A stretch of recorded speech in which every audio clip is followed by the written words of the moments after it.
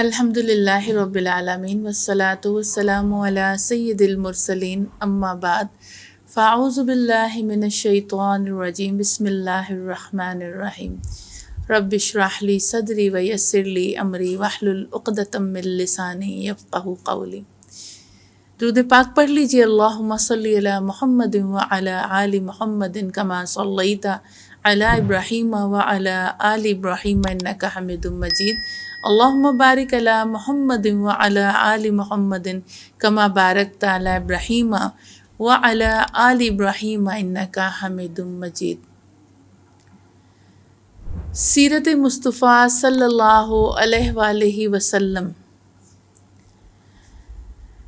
یہ اس سلسلے کا پہلا پروگرام ہے جو کہ آپ کے لیے ہم نے تیار کیا ہے۔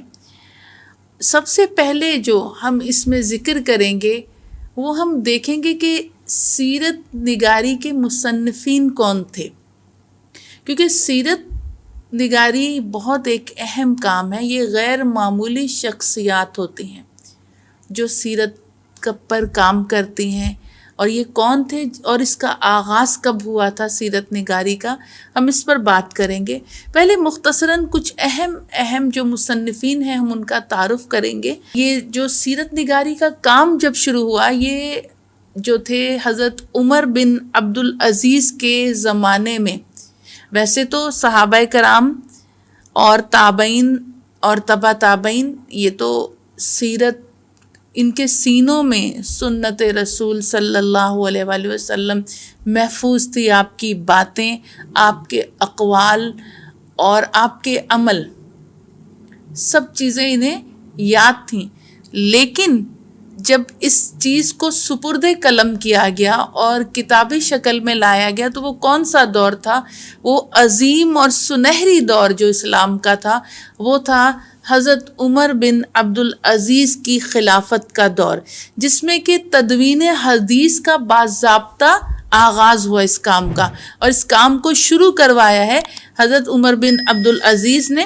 اور انہوں نے ابو بکر بن محمد بن حزم انصاری کو احادیث کو یکجا کرنے کا حکم دیا کہ اب اس کو ہم کتب کی صورت میں لائیں گے، تاکہ یہ آگے جو مسلمان آنے والے ہیں ان کو یہ باقاعدہ کتابوں کی صورت میں جو سیرت ہے وہ ملے اور وہ اس سے فائدہ حاصل کر سکیں۔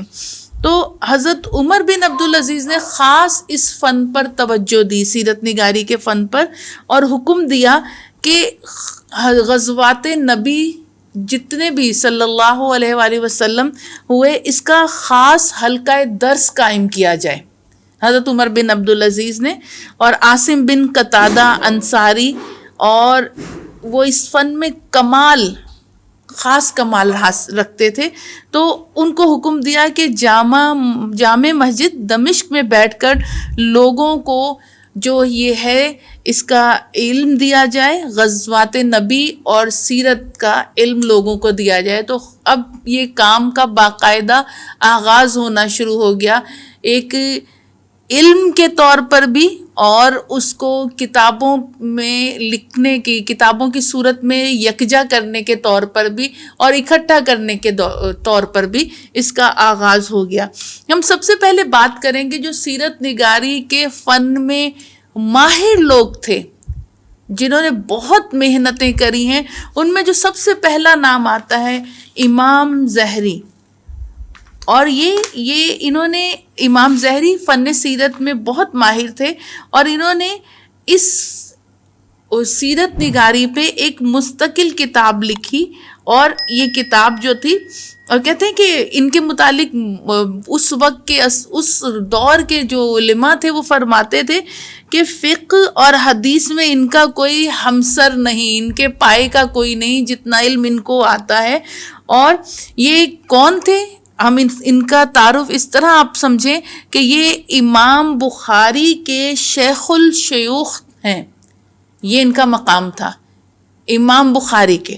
تو انہوں نے احادیث اور روایت حاصل کرنے میں بڑی محنتیں بہت کریں، اور مدینہ منورہ میں ایک انصاری کے گھر جاتے جوان بوڑھے عورت مرد جو مل جاتا تھا، یہاں تک کہ پردہ نشین عورتوں سے جا کر حضور اقدس صلی اللہ علیہ وآلہ وسلم کے اقوال حالات پوچھتے اور انہیں قلم بند کرتے تھے.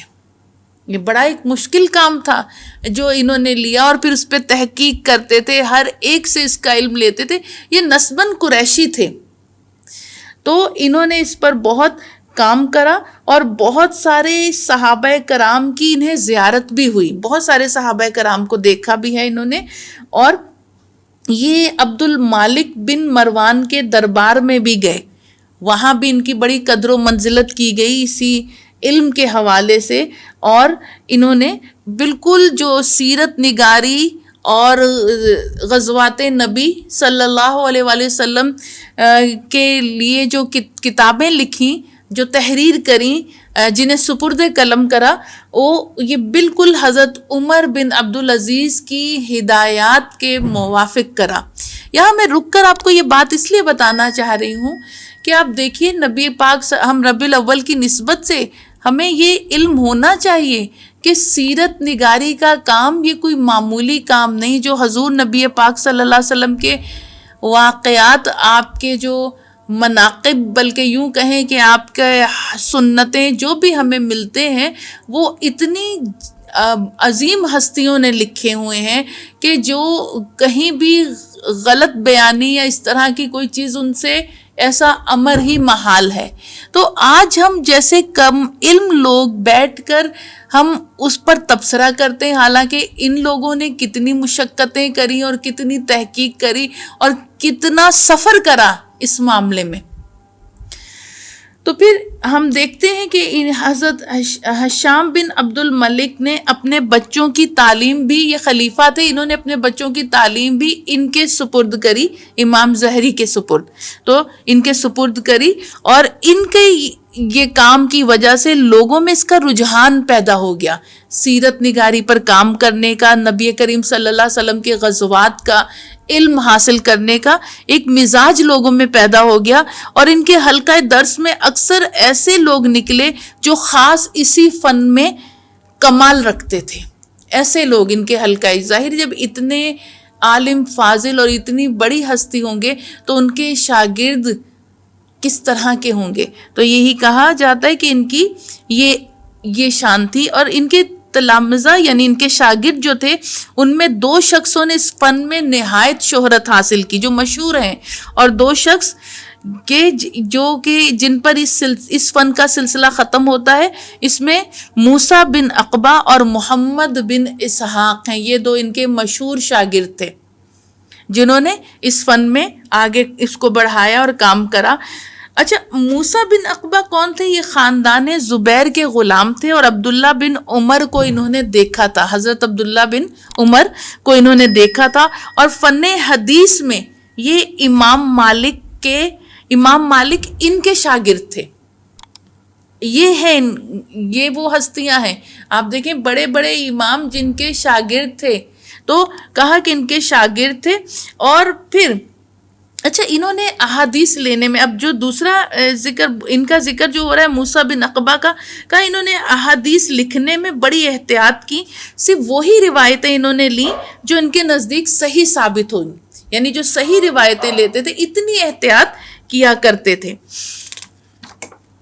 اب ہم ان کے دوسرے شاگرد جو محمد بن اسحاق، ان کا ذکر کریں گے کہ محمد بن اسحاق نے بھی اسی فن میں، غزوات نبی صلی اللہ علیہ وآلہ وسلم اور سیرت نگاری میں انہوں نے بھی بہت زیادہ شہرت حاصل کی، اور وہ اسی فن کے نام سے مشہور ہیں.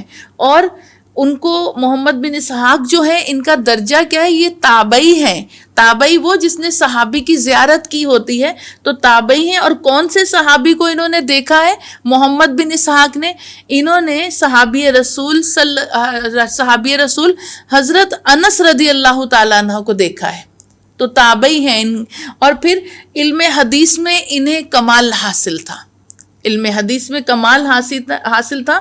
اور کہتے ہیں کہ امام زہری کے دروازے پر دربان مقرر تھا، اور کوئی شخص بغیر اطلاع کے نہ آئے. دربان کو اس لیے رکھا تھا، ظاہر علم والے لوگ اور درس چل رہے ہیں، دیگر ان کے وہ چل رہے ہیں، تو کیا کہا جا رہا ہے کہ لیکن محمد بن اسحاق کو عام اجازت تھی، ان کو عام اجازت دی تھی، اتنے لائق ان کے شاگرد تھے، انہیں عام اجازت تھی کہ یہ بلا اطلاع آ سکتے ہیں، ایسا ان کا علم تھا اور ان کی شان تھی۔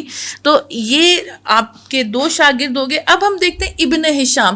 آپ نے اگر سیرت، جن لوگوں نے سیرت کی چھوٹی کتب یا بڑی کتب یا علماء کرام کے بیانات سنے ہوں گے اور وہ جب نقل کرتے ہیں تو انہوں نے ایک نام بڑا اہم سنا ہوگا جو نام ہے ابن ہشام۔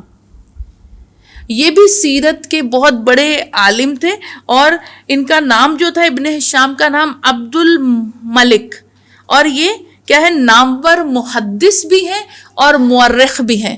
مورخ مطلب تاریخ لکھنے والے، تو مورخ بھی ہیں۔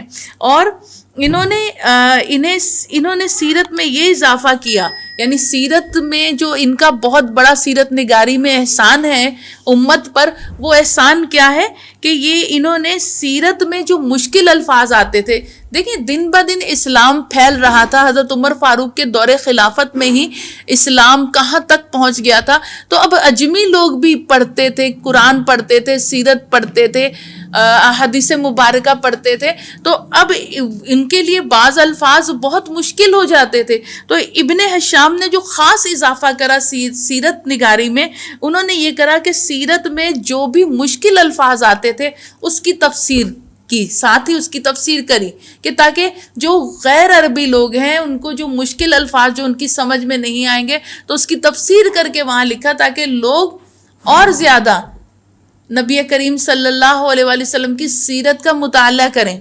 تو یہ انہوں نے یہ ایک عظیم احسان کرا تھا ابن ہشام نے، اور بہت مشہور ان کا نام ہے، اکثر آپ نے سیرت کی کتب میں ان کا نام سنا ہوگا، ان کے حوالہ جات دیے جاتے ہیں اس میں۔ وآخر الدعوانا الحمد للہ رب العالمین وصدق اللہ العظیم۔